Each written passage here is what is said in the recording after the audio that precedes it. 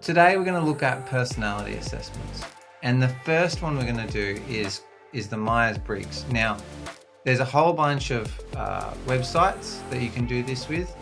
16 Personalities is the one that I like. I think it provides really good explanations and it's easy to use. But it is largely based on the Myers Briggs. Myers Briggs is a personality assessment that's based on the psychology and philosophy of Carl Jung. Created originally by a mother and daughter, I believe. It's not necessarily got a strong evidence base. It's not really scientific, but what it is good for is giving you a basic guide as to where you might need to focus your attention.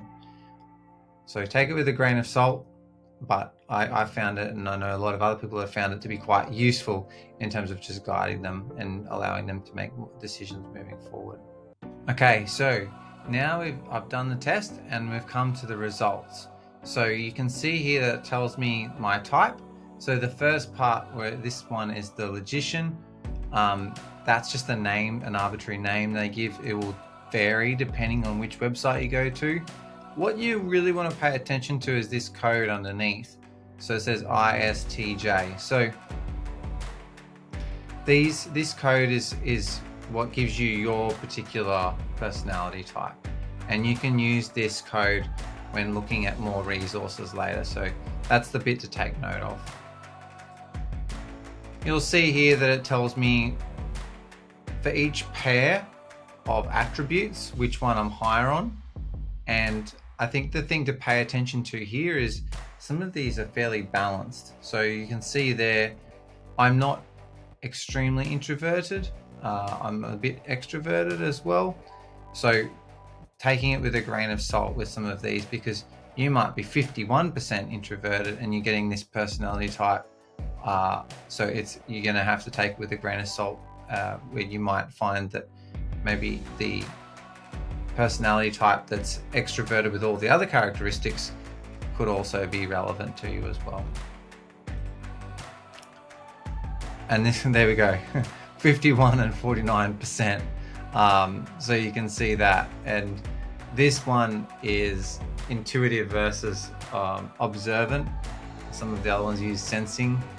So this particular test that I've just done randomly. This is not necessarily reflective of my own personality, but this one is like, observant is the step-by-step process that people like, whereas intuitive is kind of more of the big picture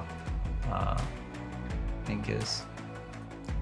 Then we got thinking and feeling, people who are primarily wanting to use their objectivity and rationality, people that are more motivated by how other people feel and making decisions on that. And then judging and prospecting. So judging is making decisions, being very organized, whereas the prospecting is more going with the flow and making decisions on the fly, and being open to more opportunities there as well.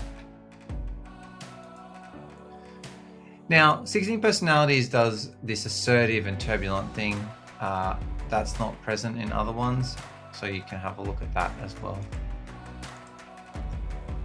So I'm going to skip through, and then this page is really useful. So you can see for this particular personality type, I've got the code there, I've got the percentages that I've just gone through. Now there's 2 pages here that I think are useful. By all means, read the introduction. It gives you a bit of an overview. Strengths and weaknesses is the first page that I find particularly useful and found particularly useful in my own story. So you can see the strengths there. And what you're looking for here is these are the strengths for this particular personality. Firstly, do those strengths actually resonate with you? Do they feel right to you?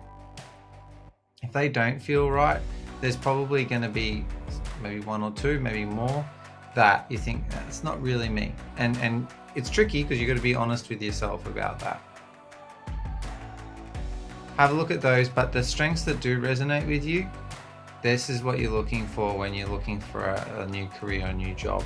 You want to find jobs where you can leverage these strengths. So they're the ones to really pay attention to. The weaknesses, I think it's still good to look at these. These probably aren't as important in terms of looking for a job.